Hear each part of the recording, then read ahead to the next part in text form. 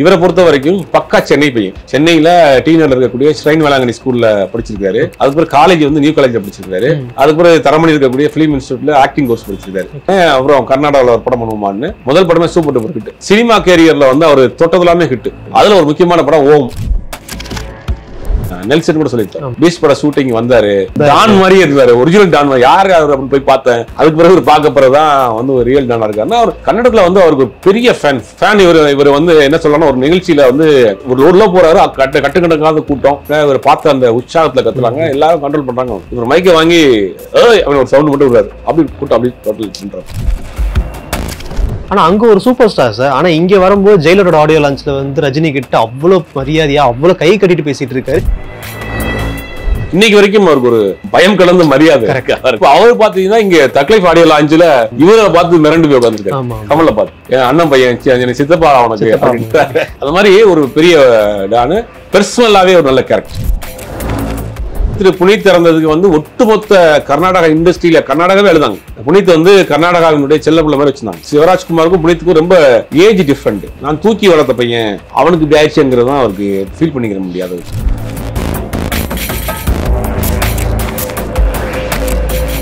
Accord voice நேயர்களுக்கு வணக்கம். நான் உங்க சுஷீந்திரன். இன்னைக்கு நம்ம கூட இருக்க ஸ்பெஷல் கெஸ்ட் திரை விமர்சகர் சுபேர் அவர்கள். வணக்கம் சார். வணக்கம். எப்படி இருக்கீங்க? நல்லா இருக்கு சார். கன்னட சக்கரவர்த்தி சிவராஜ்குமார் அவர்கள் அவர் வந்து இப்ப ரீசன்ட் டேஸா தான் வந்து தமிழ் ஆடியன்ஸுக்கு தெரிய ஆரம்பிச்சிருக்கு. காரணம் ஜெயிலர் படம் மூலியமா. ஆனா அவர் எத்தனை வருஷமா சினிமா வந்து ஆண்டுட்டு இருக்காரு. கர்நாடகாவில் அவர் பேரை சொன்னாலே எல்லாத்துக்கும் ஒரு மதிப்பும் இருக்கு, அதே மாதிரி பயமும் இருக்கு. ஒரு ரியல் லைஃப் கேங்ஸ்டர்னு சொல்றாங்க, ஆனா உண்மையிலே ஒரு நல்ல மனுஷன்னு சொல்றாங்க. உண்மையிலேயே அவர் யார் சார்? அவரு கன்னட சூப்பர் ஸ்டார் ராஜ்குமாரோடைய பையன். சிவராஜ்குமார், புனித் ராஜ்குமார், ராகவேந்திர ராஜ்குமார், 3 பேரு. 3 பேருமே சினிமாவில் இருக்காங்க. இவங்கெல்லாம் சைல்ட்ல இருந்து சின்ன சின்ன ரோல் பண்ணியிருக்காங்க. இவரை பொறுத்த வரைக்கும் பக்கா சென்னை பையன். சென்னையில டீனர்ல இருக்கக்கூடிய ஸ்ரைன் வேளாங்கண்ணி ஸ்கூல்ல படிச்சிருக்காரு. அதுக்கப்புறம் காலேஜ் வந்து நியூ காலேஜ்ல படிச்சிருக்காரு. அதுக்கப்புறம் தரமணி இருக்கக்கூடிய பிலிம் இன்ஸ்டியூட்ல ஆக்டிங் கோர்ஸ் படிச்சிருக்காரு.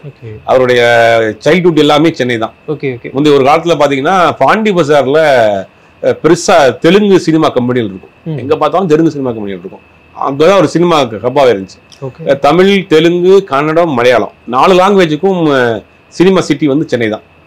நீங்க ஏவிஎம்குள்ள போனீங்கன்னா இப்படி இருக்கும், வரிசையா ரூமா இருக்கும். ஒரு ரூம்ல ஒரு பக்கம் தெலுங்கு படத்தோட எடிட்டிங் நடந்துட்டு இருக்கும், ஒரு பக்கம் மலையாள படத்தை எடிட்டிங் எடுத்துட்டு இருக்கும், ஒரு படத்துல கன்னட படத்தை எடிட்டிங் நடக்கும். ராமலிங்கம் இருப்பாரு, செங்குண்ணி இருப்பாரு, அப்புறம் வந்துட்டு வரிசையா ஒரு எடிட்டரா இருப்பாங்க. அப்ப எல்லா படமுமே முதல்ல இங்கதான் நடக்கும். ஷூட்டிங் ப்ரொடக்ஷன் எல்லாமே இங்க நடக்கும். ஷூட்டிங்கும் ஃப்ளோர்ஸும் நிறைய இருக்கும். அப்படி இருந்த காலங்கள்ல இவர் சென்னையிலேயே செட்டில் ஆனவங்க. சென்னை கன்னட நடி சூப்பர் ஸ்டாரா இருந்தாலும் ஃபேமிலி சென்னையில் இருந்தாங்க. ஃபேமிலி சென்னையில் இருந்தாங்க. சென்னையில டீனர்ல படிச்சாரு, நியூ காலேஜ்ல படிச்சாரு. பக்காவான ஒரு சென்னை போய் அவர் சொன்ன அவர் தான் நிறைய இடங்களை சொல்லியிருப்பாரு. சென்னைக்கு வரப்ப என்னுடைய சைல்ட்ஹுட் மெமரிஸ் எல்லாம் அப்படியே போகுது, என்னுடைய பல நாட்கள் வந்து இங்க சுத்தி இருக்கிறோம் அப்படின்னு நிறைய விஷயங்கள் பண்ணுவார். அப்படிப்பட்டவர் இன்ஸ்டியூட்ல படிக்கிறார். இன்ஸ்டியூட்ல படிச்சப்ப அவங்க அப்பாவை கூட ஒரு நாள் கே பாலச்சந்திரன் மீட் பண்றாரு. பாலச்சந்திரன் கேட்கிறாரு, நீங்க வந்து நீ நடிக்க வாட போற அப்படின்னா, ஆமா அங்கிள் ஆசை இருக்கு அப்படின்னு. அப்ப இன்ஸ்டியூட்ல போய் சேரு அப்படின்னு. அப்ப இன்ஸ்டியூட்ல போய் சேர்றாரு. இன்ஸ்டியூட்ல படிச்சுட்டாரு. இன்ஸ்டியூட்ல மட்டும் கராத்தே, டான்ஸ் கின்ஸ் எல்லாமே கத்துக்கிறாரு. கத்துக்கிட்டோடனே அப்புறம் கர்நாடகாவில் ஒரு படம் பண்ணுவான்னு அவங்க அம்மா ப்ரொடியூசரா இருக்காங்க. பர்வத்தம்மாள்னு அவங்க அம்மா ப்ரொடியூசர் இருக்காங்க. அவங்க அம்மா ப்ரொடியூஸ் பண்ணி ஆனந்த்னு ஒரு படம். முதல் படமே சூப்பர் டூப்பர் ஹிட். சினிமா கேரியர்ல வந்து அவர் தொட்டதெல்லாமே ஹிட். அந்த மாதிரி வரிசையா படம் பண்றாரு. எல்லா படமும் ஹிட். அதுல ஒரு முக்கியமான படம் ஓம்.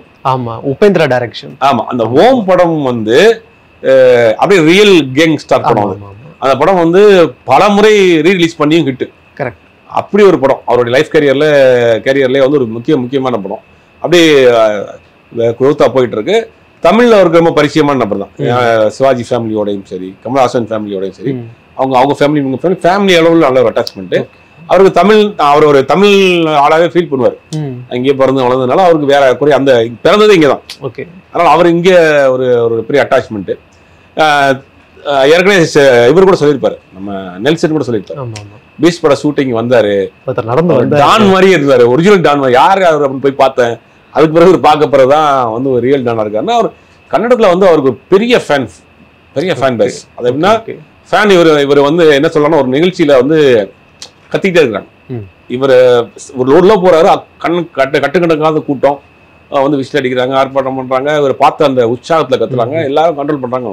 இவர் மைக்கை வாங்கி ஒரு சவுண்ட் மட்டும் விடுறாரு, அப்படி கூட்டம் அப்படி டோட்டல் பண்றாரு. அப்ப அதுக்கு பிறகு கூட ஒரு ப்ரெஸ் மீட்ல கேட்குறாங்க, ஏன்னா இந்த மாதிரி நீங்க வந்து உங்க ரசிகர்கள் மிரட்டுறீங்க, நான் வந்து ரசிகரா பார்க்கல, என்னோட ஃப்ரெண்டா பார்க்குறேன், என் தம்பியா பார்க்குறேன், அண்ணனா பார்க்குறேன், நான் சொன்னா கேட்பாங்க, அந்த மாதிரி ஒரு கட்டுக்கோப்பில் வச்சிருந்தாரு. இன்னைக்கு வரைக்கும் அவருக்கு ஒரு பயம் கலந்த மரியாதை இருக்கு.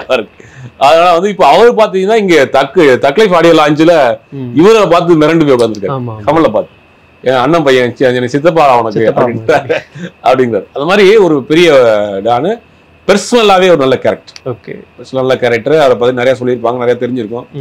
அவங்க பூர்வீகமான சொத்து, ராஜ்குமார் கன்னட சூப்பர் ஸ்டாரு, அவருடைய மொத்த சொத்துக்களையும் 3 பசங்களுக்கு பிரிச்சு கொடுத்தாங்க.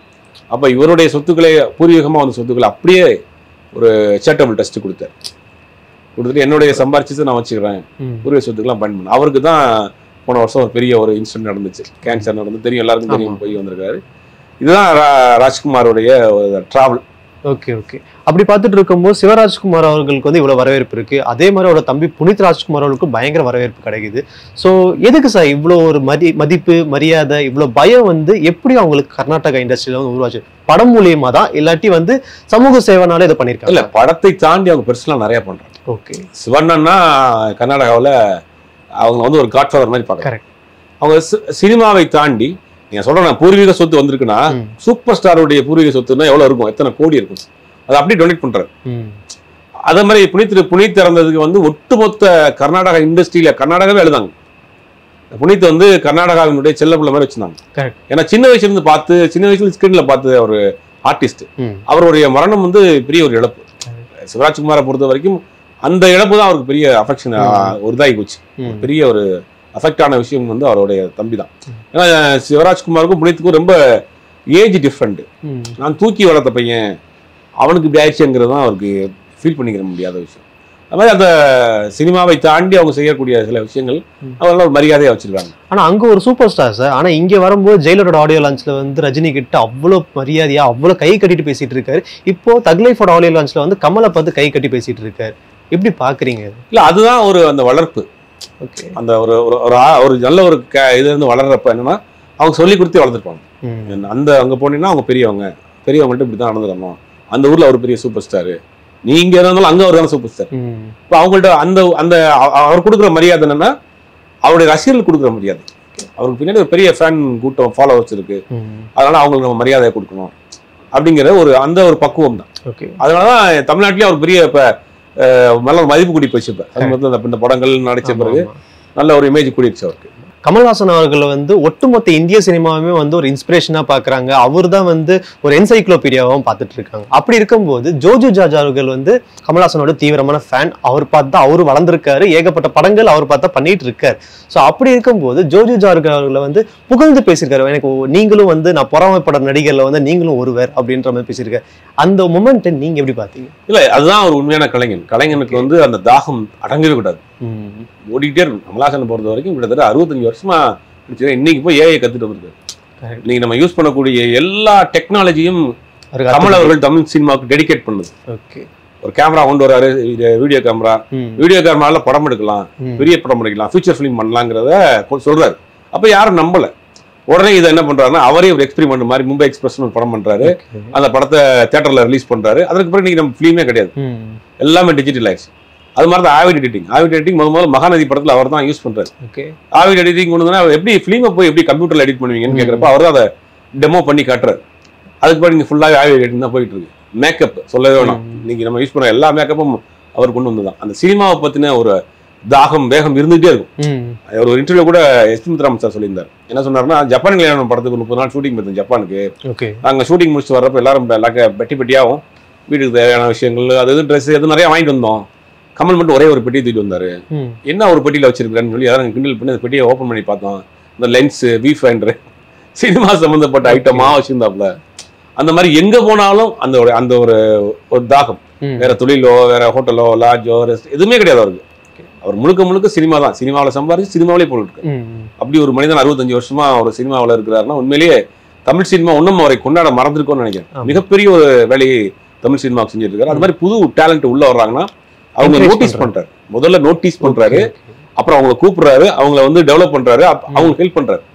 நேத்து சூப்பர் சிங்கருடைய ஃபைனல்ல போய் உட்காந்துருக்காரு. சின்ன குழந்தைங்க பாடிக்கிட்டு இருக்குங்க, அதுங்களோட போய் உட்காந்து டான்ஸ் ஆடுறாரு. தேவையில்லையே, எதுக்கு தேவைப்படும் இந்த வயசுல எதுக்கு தேவை அப்ப அவங்களை என்கரேஜ் பண்ணணும். ஆனா இன்னொரு பக்கம் என்ன சொல்றாங்கன்னா ப்ரொமோஷன் பர்பஸ்க்காக தான் பண்றாரு அப்படின்றாங்க. அப்படி இருக்க வாய்ப்பு இல்ல. ப்ரொமோஷன்னால இவருக்கு தேவையில்லையே, இந்த படத்துக்கு ப்ரொமோஷனே தேவையில்லையே. ஆல்ரெடி மணிரத்னம்ங்கிற ஒரு பேர் இருக்கு, கமல்ஹாசன்ங்கிற ஒரு பேர் இருக்கு. இதுவே பெரிய ப்ரொமோஷன். குழந்தைங்களை தூக்கி வச்சுட்டு குழந்தைங்களோட டான்ஸ் ஆடிக்கிட்டு அந்த அளவுக்கு இறங்கி பண்ண வேண்டிய அவசியம் இல்லையே. நம்ம நேயர்களுக்காக நிறைய சொன்னீங்க சார், ரொம்ப நன்றி.